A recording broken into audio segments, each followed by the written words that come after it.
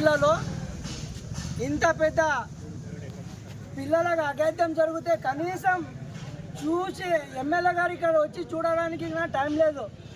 కాకపోతే పోలీసు వాళ్ళకి ఇక్కడ పెట్టించి వాళ్ళ పార్టీకి సంబంధించిన వాళ్ళకి లోపలికి పంపిస్తూ ఉన్నారు, వేరే వాళ్ళకు పంపించడం లేదు.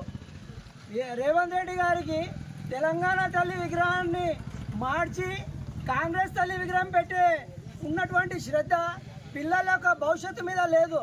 ఇక్కడ అనేక సార్లు కేటీఆర్ గారి ఆదేశానుసారం ప్రతి హాస్టల్కి మేము సందర్శించడానికి వెళ్తే అక్కడ మాకు అడుగున ఆపడం జరిగింది.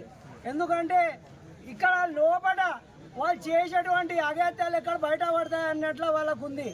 దయచేసి వారి యొక్క విఘ్నతకే వదిలిపెడతా ఉన్నాం. కనీసం మన పిల్లలకు పౌష్టికాహారం అందించలేకపోతే ఆ ప్రభుత్వం ఎక్కడిది? కనీసం వాళ్ళు అడ్డగోళ్ళుగా హామీలు ఇచ్చి అధికారంలో వచ్చినాక వాళ్ళు ఎవరు అడగలేదు రేవంత్ రెడ్డి గారికి తెలంగాణ తల్లి విగ్రహాన్ని మార్చమని. కానీ ఈరోజు ఇక్కడ పిల్లలు ఇంత గానం మొత్తము వారి యొక్క జీవితంతో ఆడుకుంటా ఉన్నారు. దయచేసి ఇలా చేస్తే మాత్రం బాగుండదు.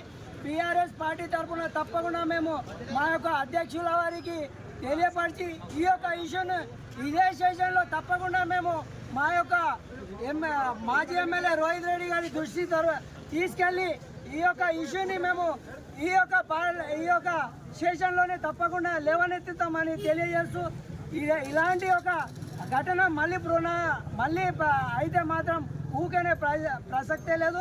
తప్పకుండా మేము దీని మీద పోరాడతామని తెలియజేస్తాం.